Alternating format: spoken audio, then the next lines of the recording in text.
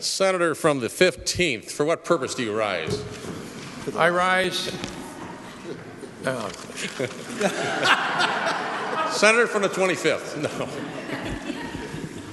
Mr. President, I appreciate this opportunity to say a few farewell words. I appreciate the humor of the senator from the 27th, and I appreciate the kindness of the senator from the 13th in both your comments. I actually like you too, you know that. Little aside before I get into some comments I jotted down, I couldn't help but note that the last bill that I will have voted on in the state Senate was Assembly Bill 835. I'll remember that number. And it was pork for Dane County. Given the power of the Senator of the 26th, I suspect that the first bill I ever voted on in 1975 was probably pork for Dane County. Someone asked me if any of the speeches tonight would likely rise to the level of Lincoln's Gettysburg Address. And I thought about it, and I said, no, I don't think so, except in maybe one way. That would be if we can limit our speech to 272 words.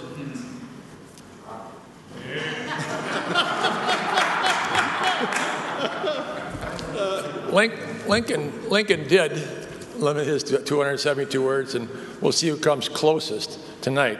But one thing he said in his speech that I think will apply to tonight, when he said, "The world will little note nor long remember what we say here." He actually said that. I was first elected to the Senate 40 years ago this year.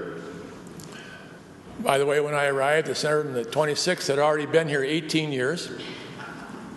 And it was a pleasure to get to know him and realize the skill that he brought to the place. The senator from the 19th had already been in the legislature for 4 years when I got here. I do love this Senate. I think it's a wonderful, wonderful place. It can always be a better place, and I hope that is what happens as we go forward. I thought I'd just make a few hopefully brief observations and some quotes, which I always love. There's a fellow named Eric Friedenlund who from southwestern Wisconsin, and he writes columns that are sometimes in the Wisconsin State Journal and probably other places as well. And he wrote a column which I noticed just a couple months ago, and he ended with this. He was talking about politics and how things really are today in American politics and Wisconsin politics. And he said, quote, "Let politics matter. Let it resolve honest disagreements. Let it lift up ideas and not impose ideology." And I certainly, when I read that, I thought, I agree with Eric Friedland, and I wanted to give him credit for those words. I've always had a theory on government, and I thought Abraham Lincoln had the same theory, but I can't find where he said it. And that is that government is a ship of state. And this is how I've always thought of it. And what I mean by that is that we are guiding this ship. And we may have a inclination to sort of steer the ship to the left because of our philosophy, or steer the ship to the right because of our philosophy. But if you're guiding a ship and your inclination is to go to the left, but there are rocks on the left, then you don't turn the ship to the left even though that's your inclination. You keep it going down the center. If you prefer going to the right, if there's rocks over there, you don't go that way just because that's your philosophy. You're guiding the ship, and you should go straight forward. That's my philosophy. I realize that philosophy is not particularly in vogue today, and that's sad for me to say. Because there is a yearning outside this Capitol for cooperation, for common sense, and compromise. Because that's the way we and the people of Wisconsin, that's the way we lead our lives outside this building.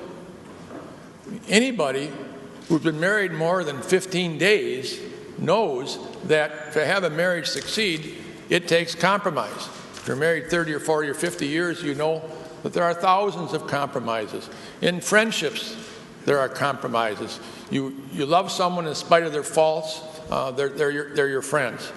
But that's not what goes on here. So my hope is that as going forward that we will start behaving more in here the way they lead their lives out there. And I think that would be great progress. I watch C-SPAN on Sunday nights, another exciting part of my life. At 7 o'clock, if you're a little bored on a Sunday night, at 7 o'clock, Brian Lamb interviews an author for an hour every Sunday night for an hour. And it's usually a author of a book that many of you would like. It's usually about government or politics or philosophy or something in that way. And he had a author on this one night, and I didn't write down the author's name or have it. But the author said something, just 3 words, which I thought it just caught my attention. He said, "Ideology stifles thought." Ideology stifles thought. And I'm not so sure that the problem with that, why I think that's true, is that if you are so sure that you're correct, then you don't have to think anymore. Because you're sure you're right, you're sure you're correct, so you don't think anymore. So if you believe totally in a left-wing philosophy, or you believe totally in a right-wing philosophy, you enjoy the luxury or the risk of stopping thinking. You don't have to anymore. Also, I wanted to say a word or two about power, and political power, particularly, I think, in this chamber in Madison. And one of the observations I've had over quite a long period of time, because I certainly watched this place when I wasn't here as well as when I was, is that many people, regardless of party, in this building, I found, don't know how to handle power, don't handle it well. I think it's the very nature of power that makes it difficult to handle.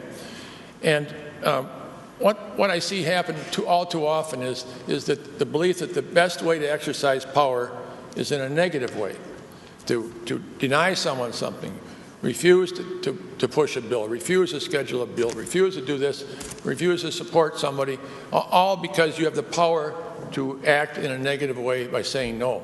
When in reality, you have just as much power when you act in a positive way. When you say yes to people's requests, when you schedule things, you haven't lost any of your power by saying yes. But it seems to me there's always a tilt towards showing your power by acting in a negative way. And I've seen it in both parties. It's not a comment about either party or any particular person.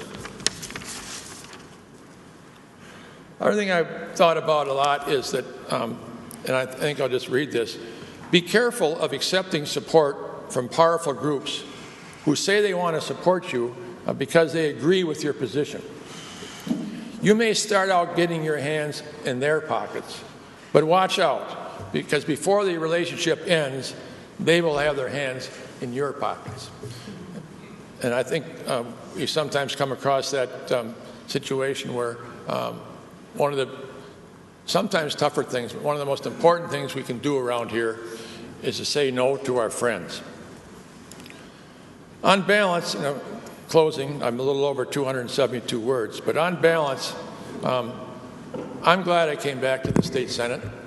It's been, beyond the legislative part, it's been wonderful to get to know so many of you, so few of you who I knew when I came back in 2011. Senator Risser, Senator of the 26th and Senator from the 19th were here when I left, and I came back and they were still here. And I'm glad they were both still here. I mean that sincerely. I also must say that in coming back here, I had friendships, but the expanded friendships with the Senator from the 25th and the Senator from the 17th has been a really enjoyable part of my time here. But I am also certain that it's time for me to go. I will finish writing my book, and I must say that a lot of people like to have their names in books, but I also am offering for a fee to leave your name out of the book.